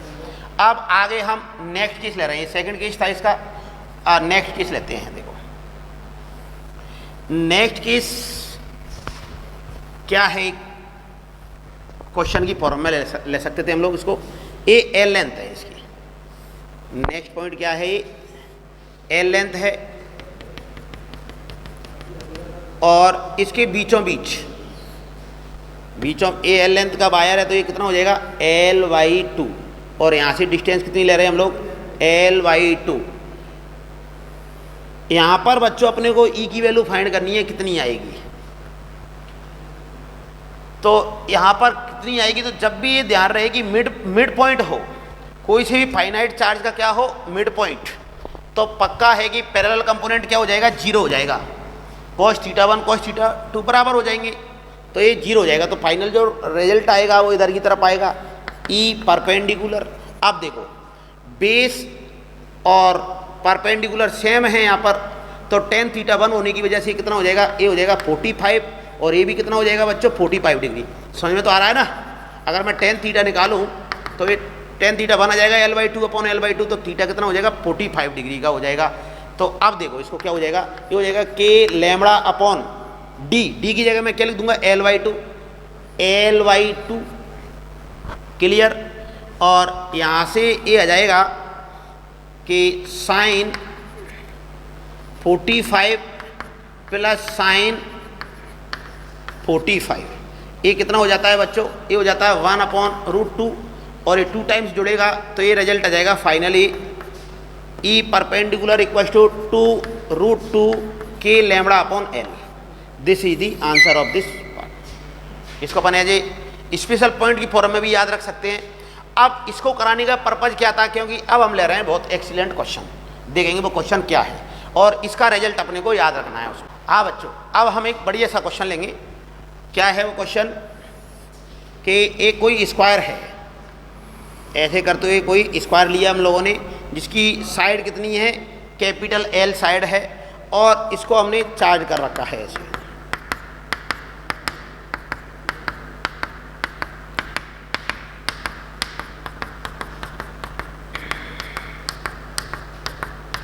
ठीक है। अभी अगर मैं इसके सेंटर पर, इस स्क्वायर के सेंटर पर इंटेंसिटी के बारे में बात करूं तो 0 होगी। क्यों, क्योंकि सिमेट्री से पता चल रहा है, एक इसके कारण जो भी आएगा रिजल्ट कैंसिल हो जाएगा, इसके कारण जो रिजल्ट आएगा कैंसिल हो जाएगा। बट मैं मान लेता हूं ए लैम्बडा है, ए 2 लैम्बडा है, ए 3 लैम्बडा है और इसका है 4 लैम्बडा। इस कंडीशन में हमें क्या पता लगाना है बच्चों कि इसका सेंटर पर इंटेंसिटी क्या होगी। तो हम सबसे पहले तो E1 E2 की वैल्यू फाइंड कर लें। ये क्या हो जाएगा बच्चों, अगर लैम्बडा की वजह से E है तो ये तो पता है कि मिड में आएगा, तो इसका रिजल्ट ऐसे आएगा। इसको मैं मान ले रहा हूँ E है इधर की तरफ, इस लैम्बडा डेंसिटी की वजह से इंटेंसिटी E है। और देखें इसकी वजह से कितना हो जाएगा, 3E हो जाएगा, क्योंकि लैम्बडा 3 टाइम्स है तो ये हो जाएगा 3E। इधर की वजह से देखें तो ये हो जाएगा 2E और इसकी वजह से देखें तो 4E। ठीक है बच्चों। अब हम क्या कर रहे हैं कि इनका रिजल्टेंट लें तो ये सबट्रैक्ट होकर कितना हो जाएगा, इधर का हो जाएगा 2E। सबट्रैक्ट कर रहे हैं हम लोग, अपोजिट डायरेक्शन में होने की वजह से सबट्रैक्ट हो जाएंगे तो 2E और इधर का रिजल्ट आ जाएगा, इधर का रिजल्ट आ जाएगा 4E इधर की तरफ, 4E। घटाएंगे तो 2e आ जाएगा। इनको सेपरेट करेंगे। अब ये 90 डिग्री पर हैं, इक्वल हैं, तो कितना रिजल्ट आने वाला है इधर की तरफ रिजल्ट आ जाएगा √2 टाइम्स हो जाएगा, तो 2√2e। ठीक है बच्चों। और e की वैल्यू अभी हमने इससे पहले वाले रिजल्ट में देखी थी, e की वैल्यू पहले वाले रिजल्ट में देखी थी 2√2। अब पहले वाले रिजल्ट में कितना आया था 2√2 के लैम्बडा अपॉन एल आया था। क्लियर स्टूडेंट, ए आया था। तो इससे और सॉल्व करके लिखें हम तो कितना हो जाएगा 2⁴ और 8 के lambda upon L. This is the answer of this question. ठीक है बच्चों, एक क्वेश्चन और करते हैं हम लोग ऐसा, तुम लोग खुद भी ट्राई कर सकते हो इसको, कि इस बार मैं लैम्बडा तो सेम दे देता हूं, लैम्बडा सेम है,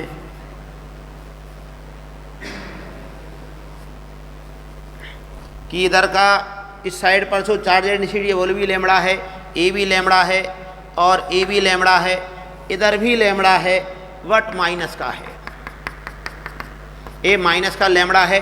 तो सेंटर पर हमें इंटेंसिटी फाइंड करनी है कि इसकी सेंटर पर इंटेंसिटी क्या आएगी। तो देख रहे हैं हम लोग, ये तो इसने इसको कैंसिल कर दिया, तो ये दो पार्ट का तो दो साइड का तो कैंसिल आउट हो गया। इसके बारे में देखें तो इसको मैं ई कंसीडर कर रहा हूँ, तो ये कितना हो जाएगा ई आउटवर्ड। अब माइनस की वजह से किधर की तरफ होता है इनवर्ड, तो इस प्रकार से कितना रिजल्ट आने वाला है, ये हो जाएगा 2e। और ई की वैल्यू हमने देखा है कितना होती है, ये होती है 2√2 के लैम्बडा अपॉन एल। तो स्टूडेंट ये हो जाएगा इसका आंसर। ठीक है स्टूडेंट, और देख रहे हैं हम लोग। नेक्स्ट हम क्या बात कर रहे हैं कि थोड़ा बढ़िया क्वेश्चन लेते हैं। इस बार हम क्या कर रहे हैं कि रॉड रिंग जो हमने पढ़ा था उसको भी मैं इसमें शामिल कर देता हूं। तो सबसे पहला केस तो ले रहे हैं हम लोग, इस प्रकार से ये रिंग है,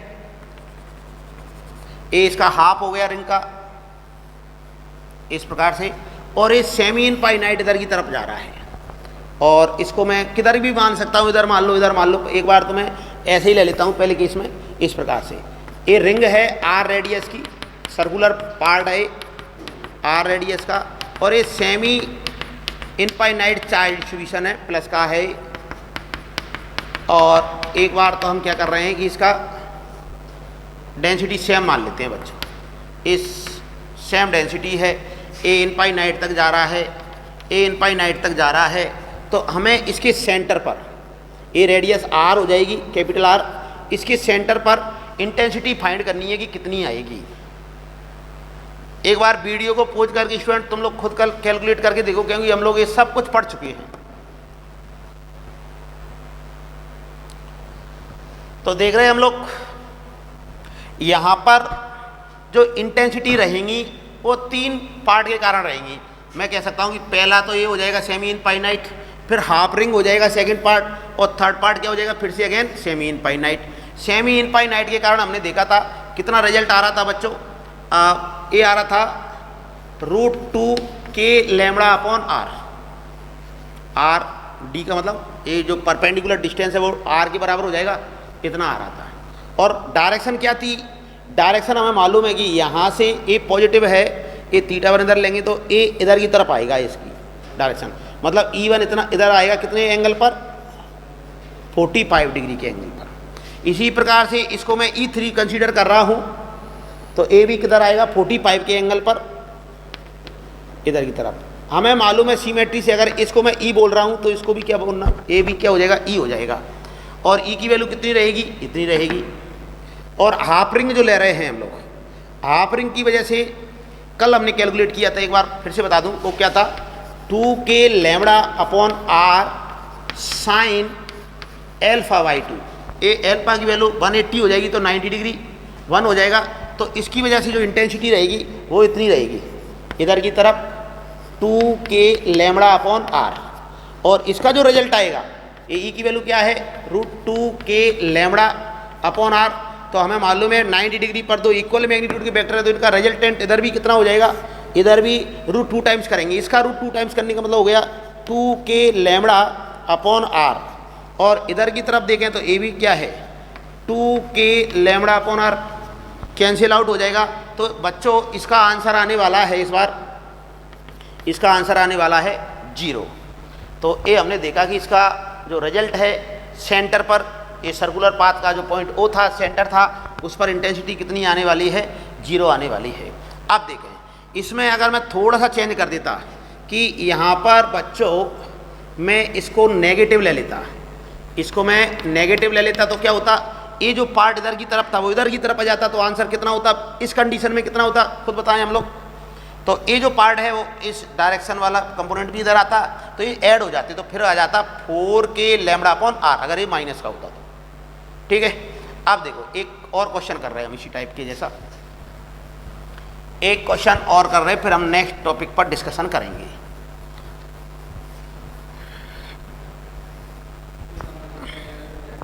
ये रिंग है बच्चों, इसको क्वार्टर भी ले सकते हैं, पर मैं एक बार ऐसा करता हूं, ये इधर की तरफ इनफाइनाइट तक जा रहा है और इधर से इनफाइनाइट पर जा रहा है, इधर की तरफ ऐसा है चार्ज डिस्ट्रीब्यूशन, समझे हम लोग।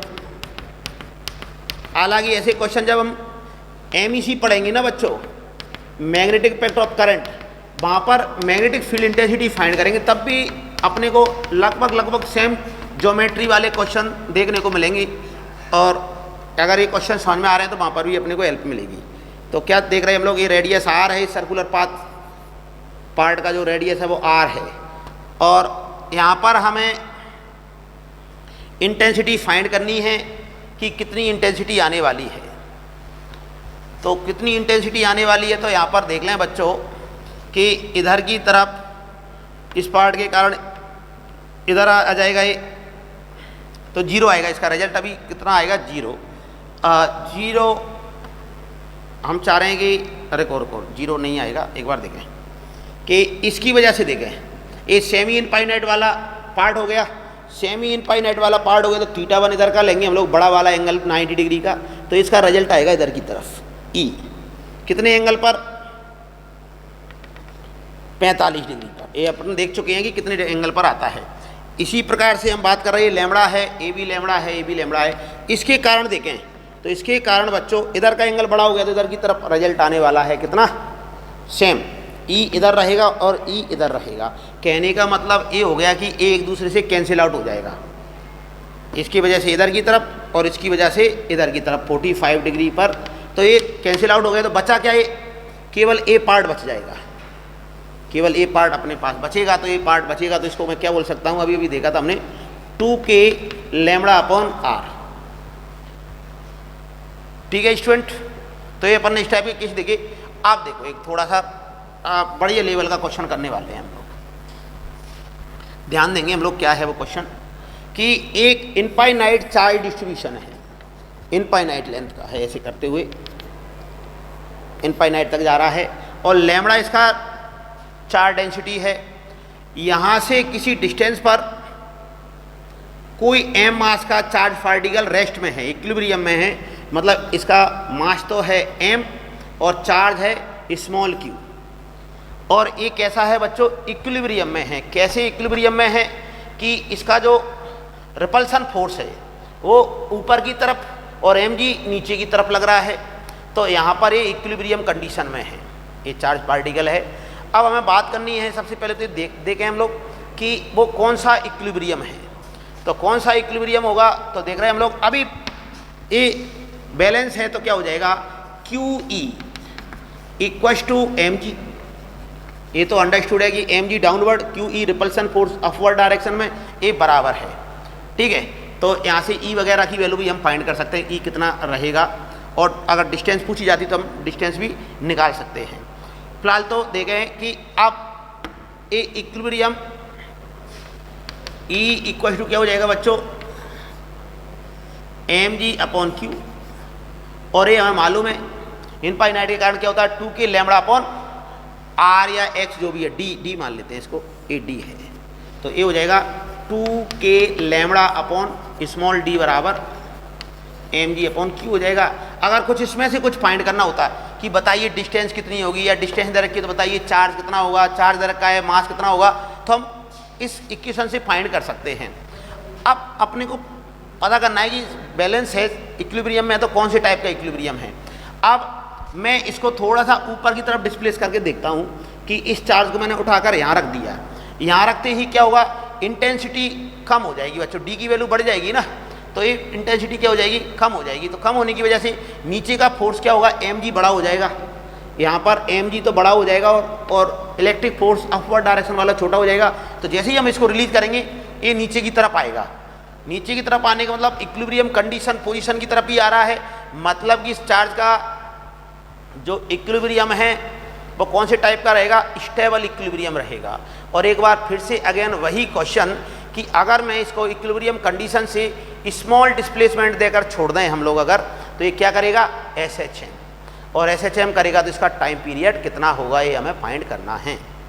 तो बच्चों इसमें मैंने तुम्हारे को बताए कि ये बैलेंस कंडीशन में है, तो इनमें से कुछ पूछ लिए जाए तो हमें आना चाहिए, या ऑलरेडी दे रखा है कि इक्विलिब्रियम में है और इसको डिस्प्लेस करके छोड़ें तो ये SHM करेगा, तो SHM का टाइम पीरियड वगैरह हमें फाइंड करना है, टाइम पीरियड हमें फाइंड करना है बच्चों SHM का।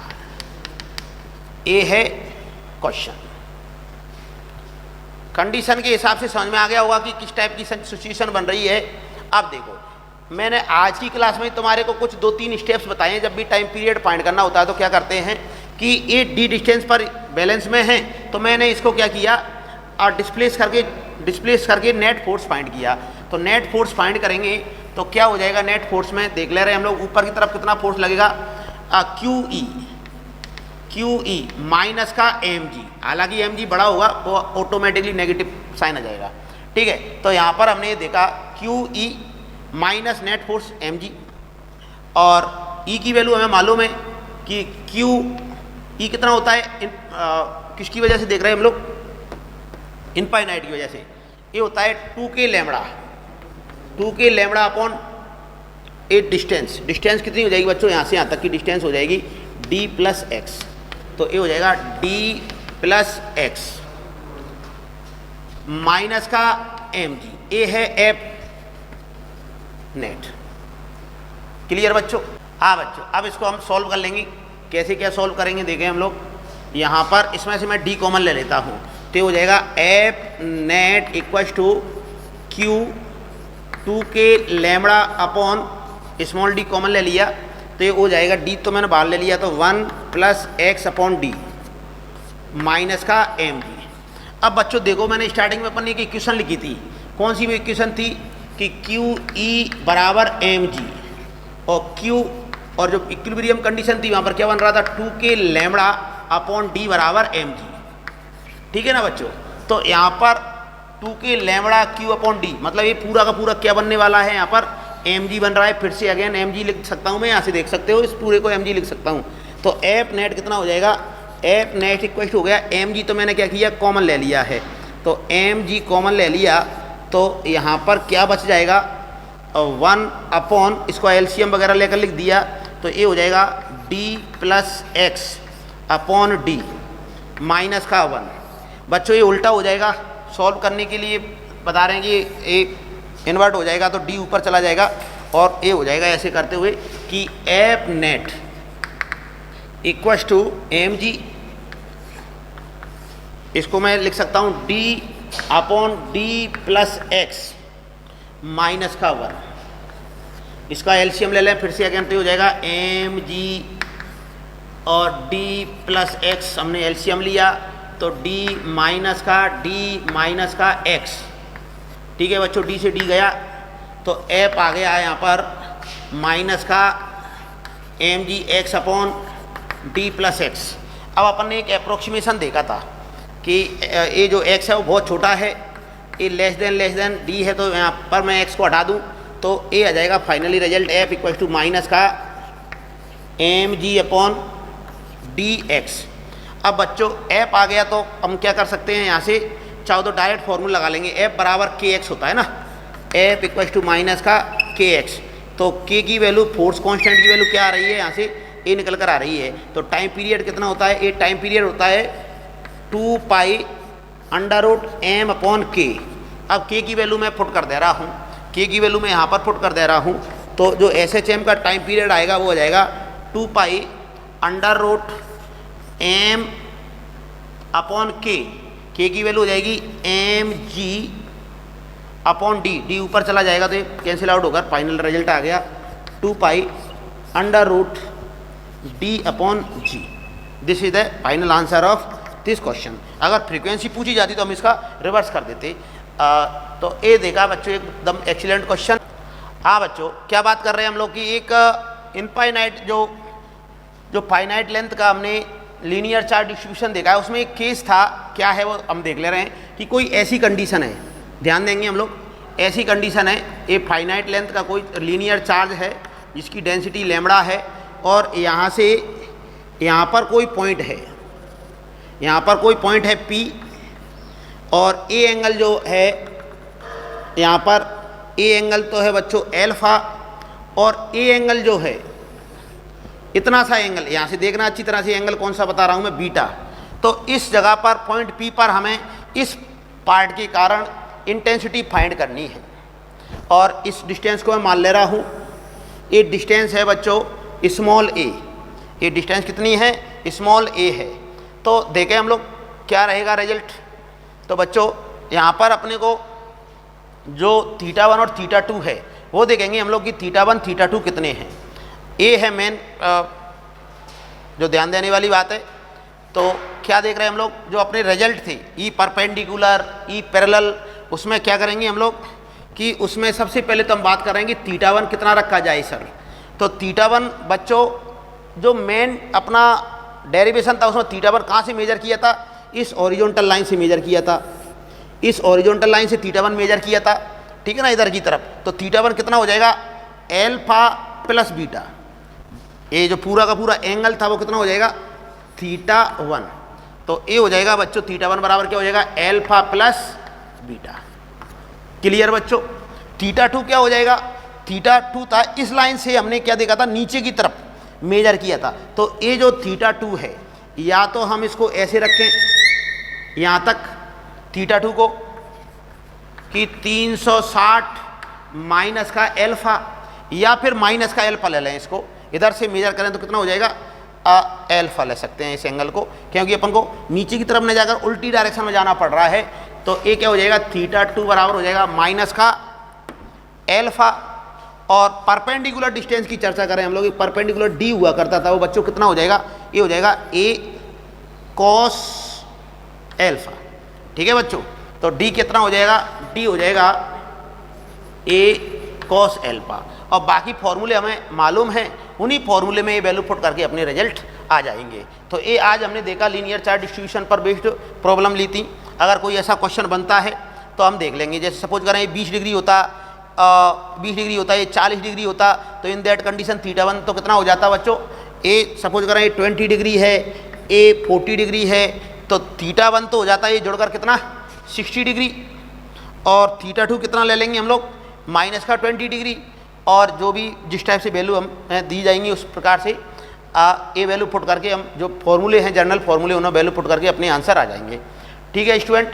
अब नेक्स्ट आर्टिकल रहेगा इलेक्ट्रिक फील्ड लाइंस। ठीक है, अब इलेक्ट्रिक फील्ड लाइंस वाले टॉपिक को हम कल डिस्कस करेंगे। आज के लिए इतना ही सफिशिएंट। बाकी अपनी पढ़ाई करते रहें, लॉकडाउन का कोई भरोसा नहीं है कब तक चलेगा, इसलिए टू बी कंटिन्यू। और आज के लिए इतना ही सफिशिएंट। Thank you.